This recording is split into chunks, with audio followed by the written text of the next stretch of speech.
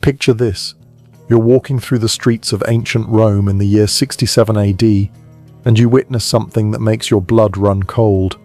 The emperor himself, Nero, is strolling through the forum with what appears to be his new wife, a stunning young woman draped in silk and jewels. But whispers follow in their wake because everyone knows the horrifying truth. That woman beside the most powerful man in the world was once a boy named Sporus, and what Nero did to him represents one of the most disturbing acts of psychological and physical abuse in recorded history. Before diving into these forgotten stories of survival and suffering, if you enjoy learning about the hidden truths of history, consider hitting that like button and subscribing for more content like this. And please, comment below to let me know where you're listening from. I find it incredible that we're exploring these ancient stories together from different parts of the world, connected across time and space by our shared curiosity about the past. What you're about to hear isn't just another tale of Roman excess. It's the story of how absolute power can transform love into obsession, grief into madness, and a human being into a living doll created to serve one man's twisted fantasy. The name Sporus might not be familiar to you, but his story will haunt you long after you finish listening. Let's start with the man who would become the architect of this tragedy. Nero wasn't born evil. In fact, his early reign showed remarkable promise. When he ascended to the throne at just 16 years old, many Romans believed they were witnessing the dawn of a golden age. He reduced taxes, funded public entertainment, and even performed in theatrical productions that delighted the common people. But absolute power has a way of corrupting even the most promising souls. And by 65 AD, something had fundamentally broken inside the emperor's mind. Maybe it was the constant paranoia that comes with knowing everyone around you wants your position. Maybe it was the isolation of being the only person in an empire of 60 million who could never be contradicted, never be challenged, never be told they were wrong. Or maybe it was what happened to the one person he claimed to love more than life itself. Her name was Poppaea Sabina, and she was everything Nero thought he wanted in a woman, beautiful beyond description, intelligent enough to match his own grandiose vision of himself, and ambitious enough to share his dreams of eternal glory. But Poppaea wasn't just another pretty face in the imperial court. She possessed the kind of sharp political instincts that made her a formidable ally or a dangerous enemy. When Nero first laid eyes on Poppaea, he was already married to Octavia, the daughter of the previous emperor. It had been a cold, loveless political marriage. Poppaea represented everything that Octavia was not. Where Octavia was quiet and reserved, Poppaea was vivacious and commanding. Where Octavia sought to avoid attention, Poppaea reveled in being the center of everyone's gaze. The affair between Nero and Poppaea began as a typical Roman scandal. But what started as adultery quickly evolved into something much more dangerous: genuine obsession. Nero wasn't just attracted to Poppaea's beauty, he was consumed by her in a way that terrified even his closest advisors. Ancient historians describe Nero's behavior during this period as increasingly erratic and possessive. He would fly into murderous rages if other men so much as looked at Poppaea too long during public functions. He began stationing guards around her at all times, ostensibly for protection but really to monitor her every interaction. He lavished her with gifts that bankrupted the imperial treasury: jewels from India, silks from China, perfumes from Arabia. But perhaps most tellingly, he began to reshape reality itself to accommodate his obsession. First, he divorced Octavia, a shocking move that alienated many supporters. Then he announced his intention to marry Poppaea in a full imperial ceremony. The wedding was a spectacle of unprecedented luxury, with Nero sparing no expense to demonstrate his devotion. Even marriage couldn't satisfy Nero's need to possess Poppaea completely. He began to isolate her from family and friends, surrounding her with people who owed their positions entirely to his favor. He commissioned dozens of portraits and sculptures of her, not just for public display but for his private chambers, so he could look upon her image even when they were apart. Ancient sources tell us that Nero would sometimes spend hours simply watching Poppaea as she went about her daily activities. This wasn't romantic devotion, it was the behavior of someone who had confused love with ownership, who saw another human being not as an independent person, but as a beautiful object that existed solely for his pleasure. Poppaea, for her part, seemed to understand the dangerous game she was playing. She was intelligent enough to recognize that her beauty and Nero's obsession gave her unprecedented power, but also shrewd enough to realize this power came with enormous risks. She began using her influence to advance her family's interests, building a network of supporters who would protect her if Nero's affections ever wavered.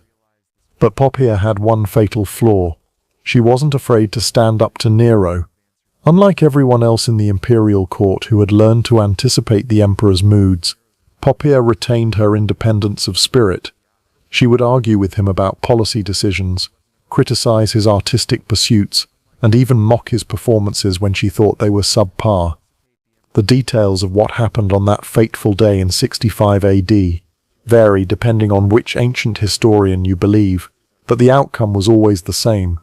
During what started as a typical domestic argument, some sources say about Nero coming home late from chariot races, others about his theatrical pursuits, the emperor lost control in a way that would haunt him forever. According to Tacitus, the argument escalated when Poppaea dared to criticize Nero's priorities, suggesting he cared more about his public image than his responsibilities as a husband and father. She was pregnant at the time, carrying what would have been their second child, and perhaps the stress made her less willing to tolerate Nero's increasingly erratic behavior. What happened next has been debated by historians for centuries, but the consensus is that Nero, in a fit of rage, either kicked or struck his pregnant wife with such brutal force that she suffered fatal internal injuries. Some sources suggest it was a single blow to her abdomen. Others describe a sustained attack that left her bleeding and unconscious on the marble floor. Imagine the moment when Nero realized what he had done. The man who commanded 30 legions, who could have anyone executed with a word, who was worshipped as a god in eastern provinces, had just destroyed the one thing he actually cared about. The woman he had obsessed over was dying because of his own uncontrolled violence.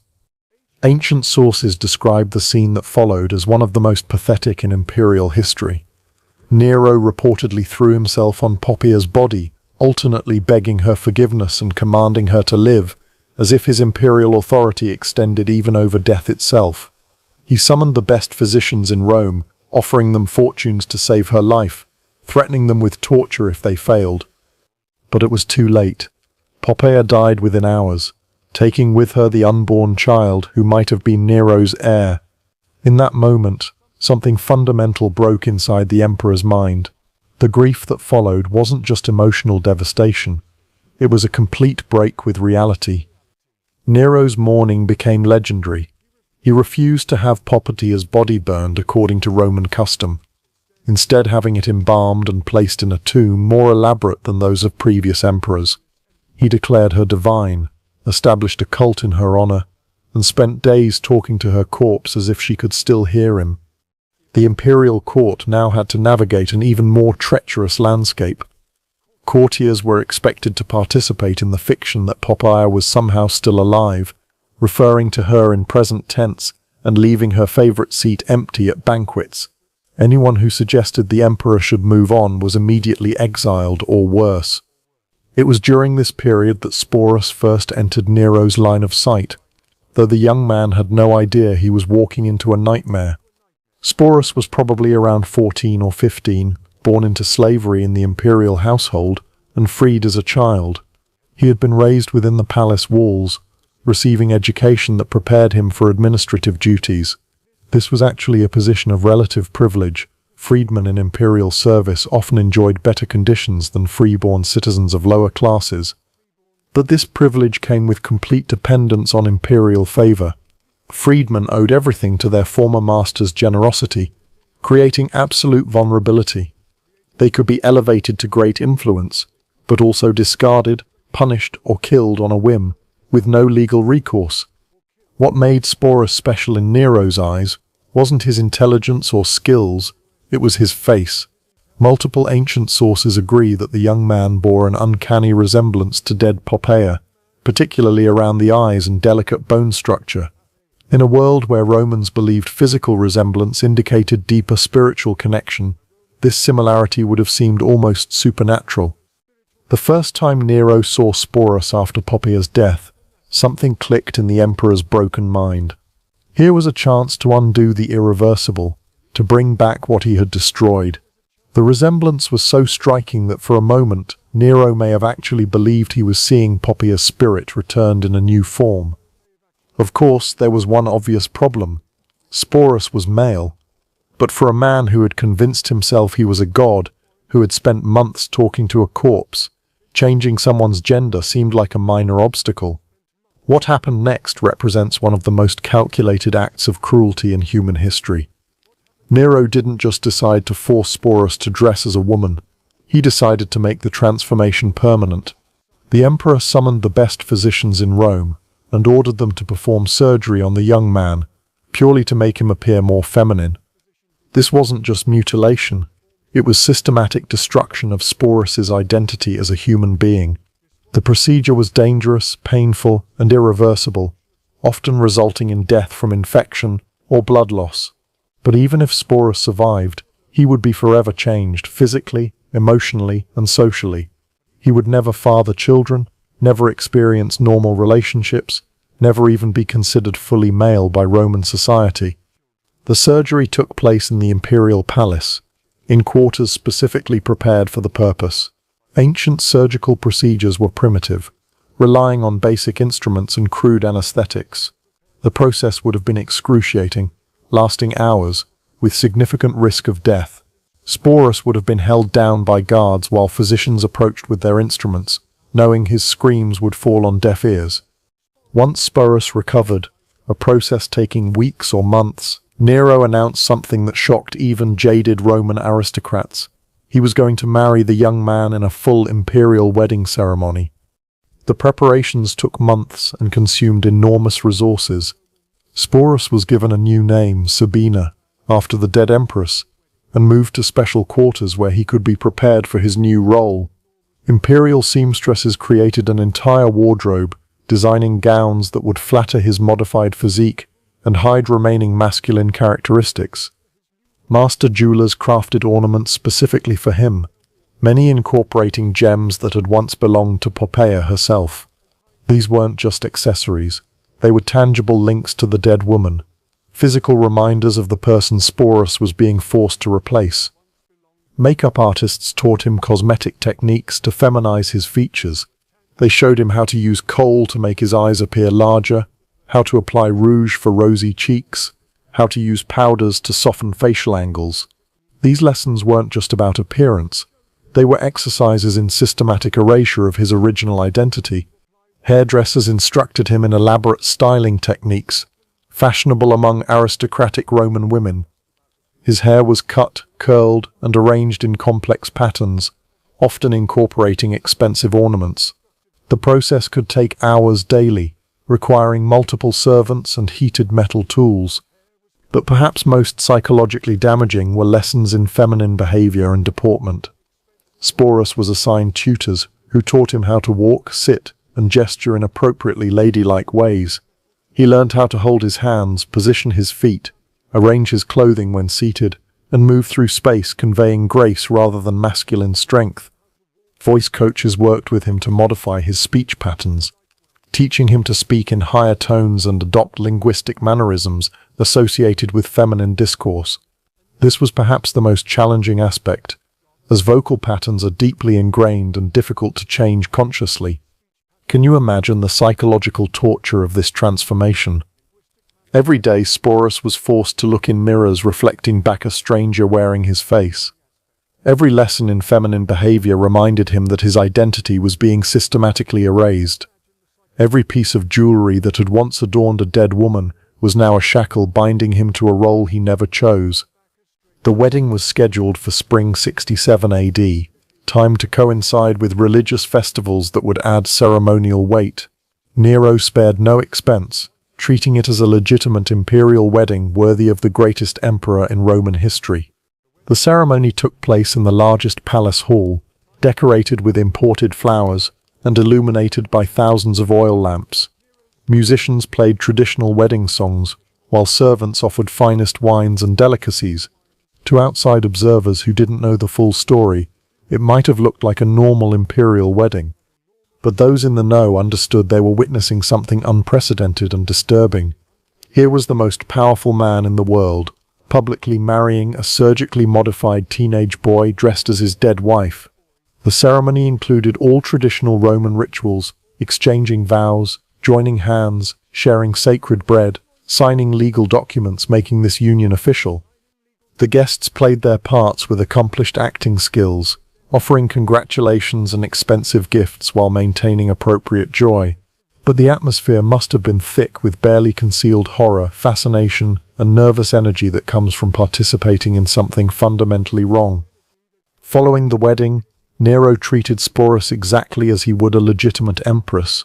The young man received his own household staff, quarters within the palace complex, and income from the imperial treasury. He had his own litter for traveling, horses for riding, and retinue of supporters. But all this apparent luxury came with a terrible price: complete erasure of his original identity and constant performance of a psychologically devastating role. Sporus was expected to accompany Nero to public functions, sit beside him at state dinners, and play the devoted wife in all interactions. This wasn't just about appearances. Nero genuinely seemed to believe he had successfully resurrected Poppaea. He would call Sporus by his dead wife's name, reminisce about shared memories that had never happened, and expect responses maintaining the elaborate fiction. For Sporus, every day became a high-stakes performance where the slightest mistake could mean death. He had to remember not just how to look and act like a woman, but how to respond as if he were Poppaea herself. When Nero mentioned events from his previous marriage, Sporus had to react as if he remembered them personally. Ancient sources describe Sporus as becoming increasingly skilled at this deception, developing an almost supernatural ability to anticipate Nero's moods and respond appropriately. But they also note he grew more withdrawn and melancholic as time passed, though he continued playing his assigned role perfectly in public. The psychological strain is almost impossible to imagine. Every morning Sporus woke in rooms decorated to remind him of a dead woman he'd never met. Every mirror reflection bore no resemblance to his original appearance. Every conversation required pretending to be someone else, having memories and experiences that weren't his own. For over 2 years, Sporus lived this bizarre existence, but his ordeal reached new heights when Nero decided to tour Greece. The emperor fancied himself an artist and was eager to compete in Greek festivals where he believed his talents would be properly appreciated. Naturally, Sporus accompanied him, displayed to foreign dignitaries as the Empress of Rome. Imagine Greek aristocrats trying to make sense of their conqueror, traveling with a teenage boy dressed as a woman, demanding everyone treat this obvious fiction as reality. But by 68 AD, Nero's excesses had finally pushed the Roman establishment too far. Rebellions broke out across the empire, led by governors tired of the emperor's erratic behavior and neglect of governance. The Praetorian Guard declared opposition to Nero's continued rule, and the Senate condemned him as an enemy of the state. When Nero finally fled Rome with a small group of supporters, Sporus was among them. Even facing death, the emperor couldn't leave behind his living reminder of Poppaea. They holed up in a villa outside Rome, waiting for either rescue or capture, while Nero alternated between grandiose escape plans and theatrical preparations for suicide. When word came that enemies were closing in, Nero finally chose death over capture, but his suicide left Sporus incredibly vulnerable. As one of the most visible symbols of Nero's reign, he was both a valuable prize and dangerous liability for whoever claimed power next. What followed was perhaps even more tragic. Sporus became a political pawn, passed from one powerful man to another like valuable property, first claimed by Nymphidius Sabinus, then by Otho, then by Vitellius, each treating him much as Nero had, keeping him dressed as a woman and calling him by Poppaea's name. It was under Vitellius that Sporus's nightmare reached its ultimate conclusion. The new emperor decided to use him for public entertainment in the Colosseum, specifically in a reenactment of mythological scenes involving violence and humiliation. For Sporus, this represented the ultimate degradation, being sexually humiliated in front of thousands for their amusement. Rather than submit to this final humiliation, Sporus made the only choice that was truly his own in years. He took his own life, probably by poison, sometime in 69 AD. He was probably no more than 20 years old. In death, Sporus finally escaped the grotesque theatre that had consumed his life. His story became a cautionary tale about the dangers of absolute power and the human cost of imperial excess. But ancient historians seemed less interested in Sporus as a person than as a symbol of imperial decadence. What makes his story so haunting isn't just the abuse he endured, but how he was systematically stripped of identity and agency. From the moment Nero decided he resembled Poppea, Sporus ceased to exist as an individual and became instead a canvas for the emperor's twisted fantasies. The fact that Sporus chose death over further humiliation suggests that somewhere beneath the layers of forced femininity and imperial conditioning, some spark of his original self survived. His suicide was both tragedy and final act of defiance, a refusal to be degraded further, even at the cost of his life. Perhaps most tragically, we know almost nothing about who Sporus was before his transformation. What were his hopes and dreams? What did he want to do with his life? All of that was erased when he became Nero's living doll, replaced by a performance so complete that his original identity disappeared entirely. The boy who was forced to become an empress, who endured years of psychological and physical abuse, who finally chose death over further degradation. His story deserves to be remembered not just as a curiosity from ancient Rome, but as a testament to both human cruelty and human resilience. In choosing his own death, Sporus reclaimed the one thing denied him throughout his adult life, the power to make his own choice about his fate. His story reminds us that behind every historical narrative of imperial grandeur, there are individual human stories of suffering and survival that deserve our attention and our compassion, even across the vast gulf of